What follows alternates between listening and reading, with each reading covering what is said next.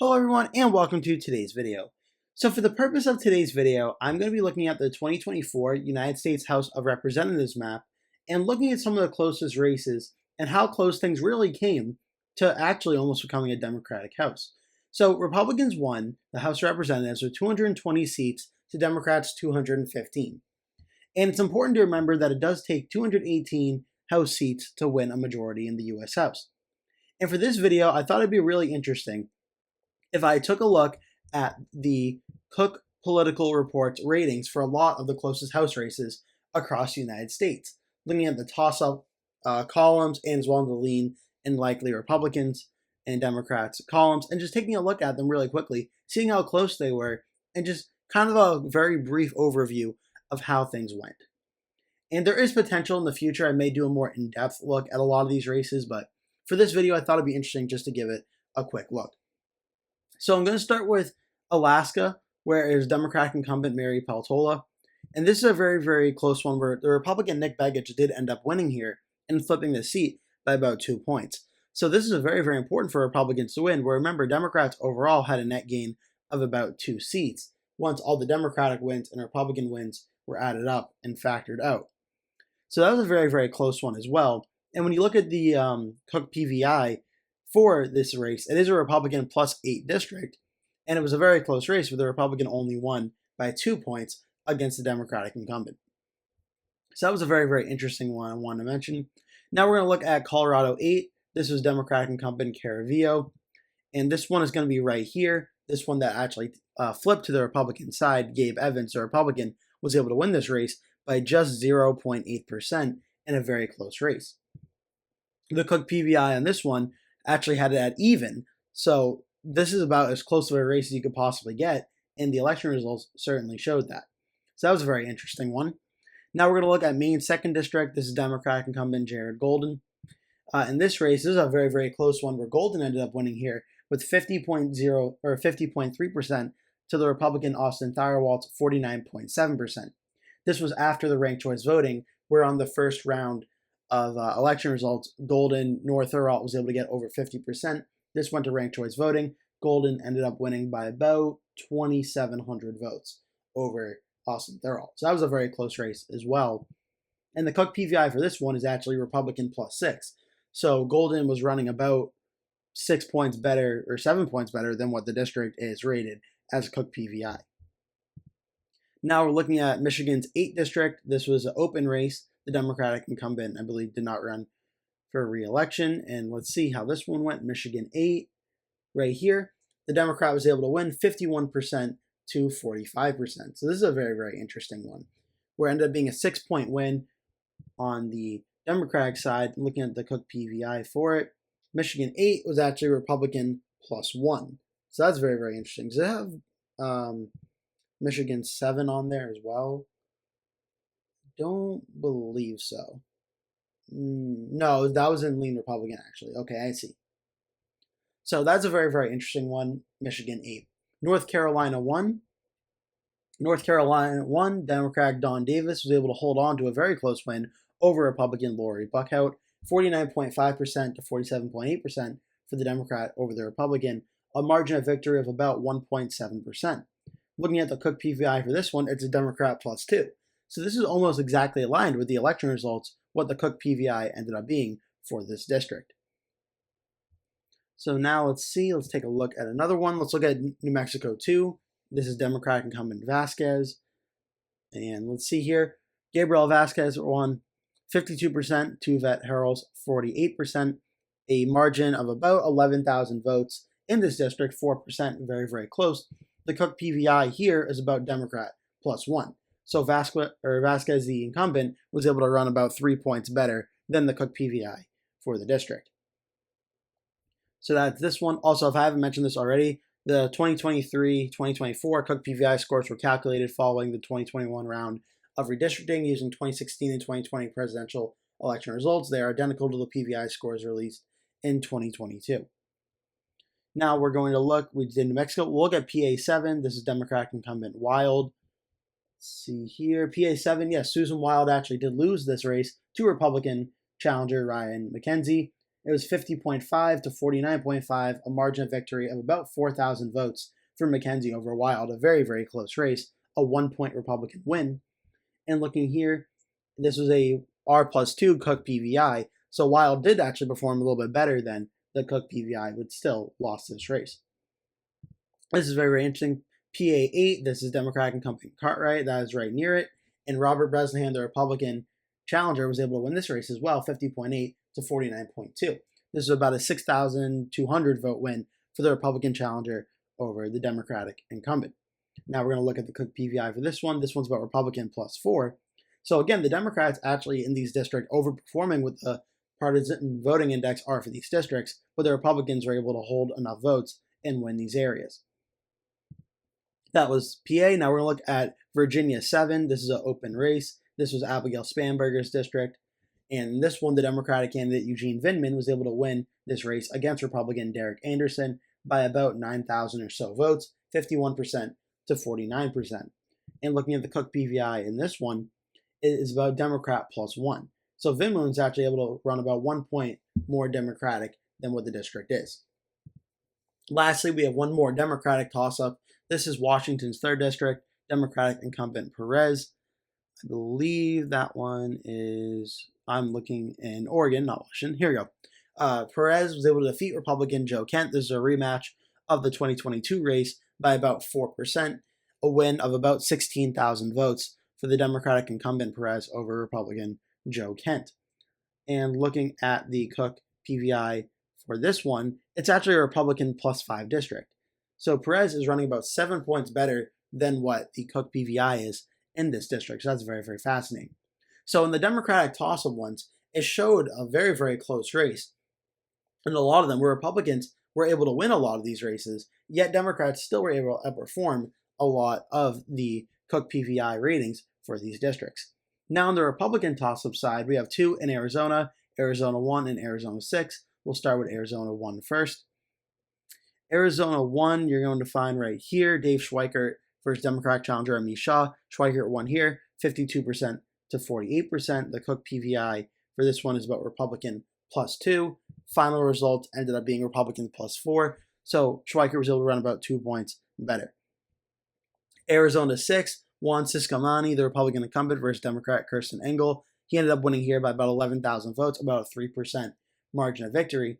The Cook PVI for this one is also Republican +3. So this one was pretty much exactly in line with what the district is rated as in terms of the partisan voting index. So that's very, very interesting, very, very fascinating, showing a close race. California 13, if you've been watching my prior videos, you'll know this one very well. John Duarte, the Republican incumbent, lost this race to Democrat Adam Gray by just about 200 votes. A very, very close race, and certainly one of the closest races in the entire country. And when you look at the Cook PVI for this one, this ended up being about Democrat +4 in the district. So John Duarte was actually running 4 points better than the partisan voting index of this district, but still ended up losing by about 200 votes in a super close race. Now looking at California 22, David Valadao. I'm going to go to the district map or proportional map on this one just to make sure I get it right here. David Valadao won this one 53% to 47%, a win of about 11,000 votes. Looking at the Cook PVI for this one, Valadao, I'm trying to get the thing to align. Here we go. This is actually a Democrat +5 district. So an 8-point margin improvement for David Valadao in California 22. Now we're going to look at California 27, Republican incumbent Mike Garcia. This one did end up actually being a Democratic win, a Democratic flip, and I'll go back to the district map on this one. This is George Whiteside's Democratic challenger defeating Republican Representative Mike Garcia, 51% to 49%, a win of about 8,000 votes. And when you look at the PVI for this district, this ended up being a D+4% Cook PVI, D+4. So when you look at the race, it being D+2, Garcia ran about 2 points better than the Cook PVI. Still, very close race. Democrats were able to win there. That was California 27. Now we have California 41 with Calvert. Let's see if I can find it without having to go to the district map. Here it is. Ken Calvert, 52% to 48%. He was able to win this race against his Democratic opponent by 4%. The Cook PVI for this one is about Republican +3. So he ran about 1 point better than the Cook PVI. Another close one I've talked about for a long time, California 45, with Michelle Steele. This is a very, very close race. And here, right in this area, I'm going to find out I've done it before. Here it is. There we go. Derek Tran, the Democratic challenger, defeated Republican incumbent Michelle Steele, 50.1% to 49.9%, an incredibly close race. A victory of about 700 to 800 votes or so out of California 45. Super, super close in California 45.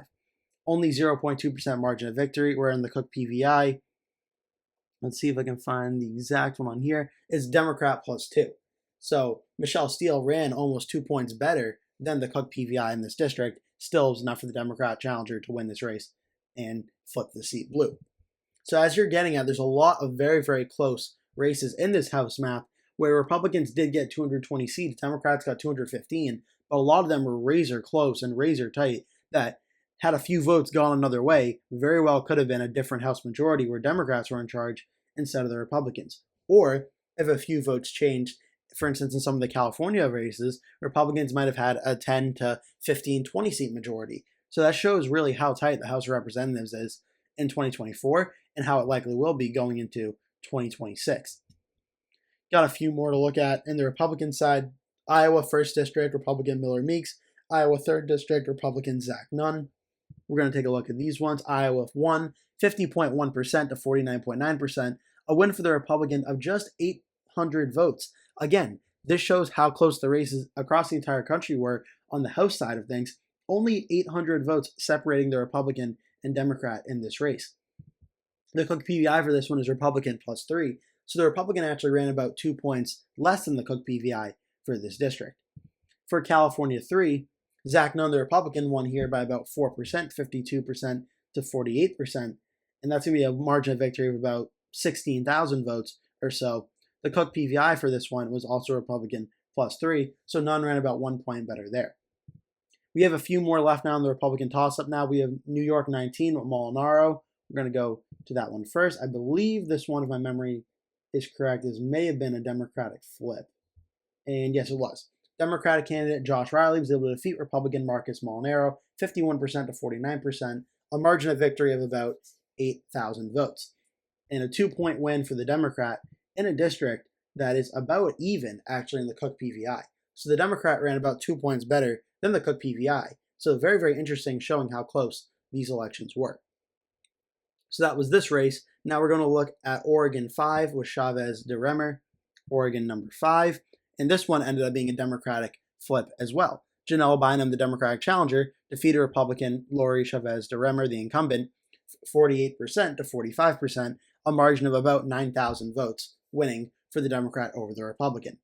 And it's also worth noting an independent candidate got about 5% of the vote and definitely played spoiler in the situation where neither candidate was able to break 50%. So that's very fascinating as well. That was a 3-point win for the Democrat in a district that is about Democrat +2. So the Democrat ran about 1 point better than the Cook PVI of that district. Now we just have one race less. That's PA 10. This is Republican Representative Scott Perry. And in PA 10, Scott Perry got 50.6%. Democrat Janelle Stelson got 49.4%. A very close race. Only about 5,200 votes, 5,100 votes, representing Perry, or differencing Perry and Stelson. 5,100 votes separating them in PA 10. And this race also, when you look at the Cook PVI, PA 10 is about a 5-point Cook PVI.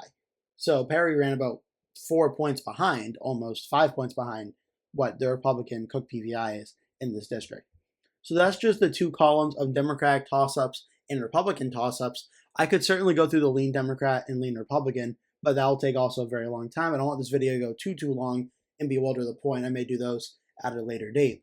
But the point I want to make is just off the Democratic toss-up column and Republican toss-up column in relation to the 2024 House elections, where again, Republicans got 220, Democrats got 215, this was a very close election, and depending on a few votes going a different way, could have drastically impacted the House majority for the Republicans and maybe even given it to the Democrats.